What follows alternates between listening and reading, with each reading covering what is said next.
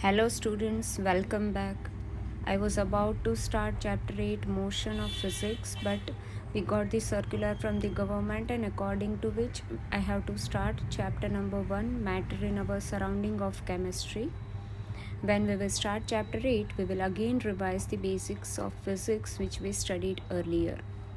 So let us start our chapter 1, that is matters in our surrounding. Chapter 1 Matter in our surroundings. The first word of the chapter is matter. So, first of all, what is a matter? Matter is anything that is occupying space and that has mass. Consider your mobile phone. It is having mass, it is occupying space, so it is a matter. Let us consider the example of our book. If you hold your book, you can see that it is having mass and it occupies space also. So it is also a matter. We human beings, we are having mass. We occupy space. So we also come under the category of matters. If you consider apple, apple is having mass, it is occupying space, so it is also a matter. Mountains are having mass, they are occupying space, so they are also matters. So what is matter? Matter is anything which is occupying space and which is having mass. If anything is satisfying these two characteristics, then it is considered as matter. So, first of all, everything in this universe is made up of materials which scientist has named as matter. So, everything in this universe is made up of matter. Matter is made up of very small tiny particles. If we consider a piece of chalk, it is a matter because it is occupying space and it is having mass. If you cut this chalk in small pieces, or if you make powder of the chalk, you can see that it is made up of very small tiny particles. Same way, matter is made up of very small tiny particles. Matter is anything that is occupying space and mass, this we are knowing. Now the characteristics of matter is particles of matter have space between them and they are continuously moving. Matter is made up of small tiny particles, and these particles are having space between them and they are continuously in motion. This is very important characteristic of matter. Another characteristic of matter is that particles of matter attract each other. There is attractive force between the particles of the matter. So these are the characteristics of matter. Now next topic is states of matter. Matter exists in three states: solids, liquids and gases. So let us study the properties of solid. First of all, we'll see the diagram. You can see in the diagram that particles in solids are very tightly packed. There is very less space between the particles. First property of solids is solids have strong intermolecular force. We studied in the characteristics of particle that there is force of attraction between the particles of matter. In solids, this force of attraction is very strong. Very less intermolecular space. This you can clearly see in the diagram. They have definite shape and volume. If you take any of the solid, it will be having a definite shape and a definite volume. High density. What is density? Mass per unit volume. You have already studied in lower classes. They have high melting point and high boiling point also. Solids cannot be compressed. If you apply pressure on the solid, it will not get compressed. And next is solids cannot flow. They can't flow. They do not have fluidity. And since solids cannot be compressed, they have high rigidity. Now let us move to the properties of liquids. You can see in the diagram that compared to solids, particles are loosely packed in liquids. So there is more space between the particles of liquid than in solids. First property of liquids is they have weak intermolecular force. Since the space between the particles is more, intermolecular force between the particles of liquid is weak compared to solids. They have large intermolecular space. You can see in the diagram that space between the particles is more compared to solids. They have no definite shape, but they have definite volume. If you consider water is not having any definite shape, but you can fill 1 liter of water in any beaker, so they have a definite volume. So liquids take the shape of the container in which they are filled. since they do not have definite shape.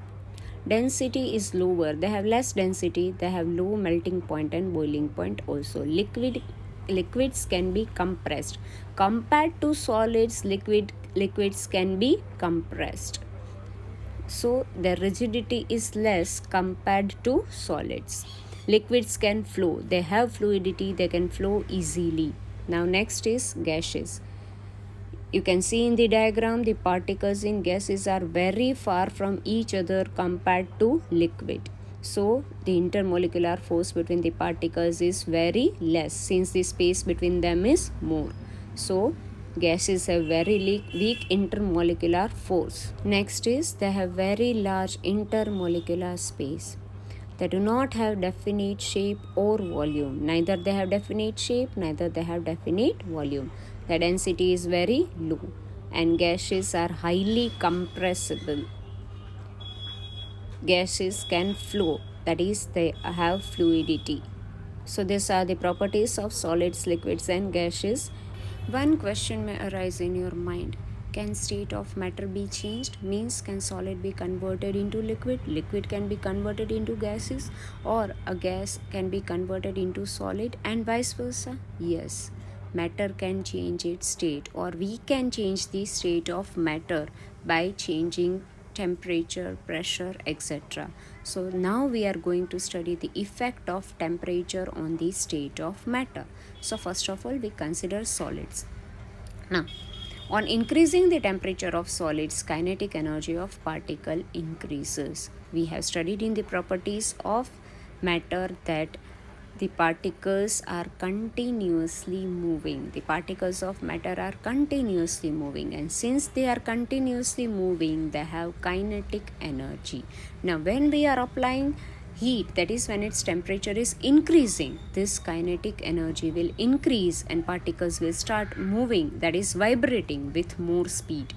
And because of these, the force of attraction between the particles will get reduced. Slowly it will go on reducing, and then particles will leave their fixed position and they will start moving freely. So a stage is reached when solids gets melted and they get converted into liquid, and the temperature at which solid melts and become a liquid at a fixed atmospheric pressure is called its melting point. So by applying or by increasing temperature of solid, we can convert it into liquid, and the temperature at which it gets converted into liquid is called its melting point. If we consider the example of ice, it is a solid state of matter. When the temperature of ice is increased, it gets converted into liquid form, that is water. Now when we supply heat to this water, its temperature will increase and particles will start moving faster. And a point will be reached where the particles have enough energy to break the force of attraction between each other. That is, we have studied in the properties of gases that there is very less force of attraction between the particles in gases. So here that thing will occur and they will have very less force of attraction between each other, and at this temperature liquid starts changing into gases.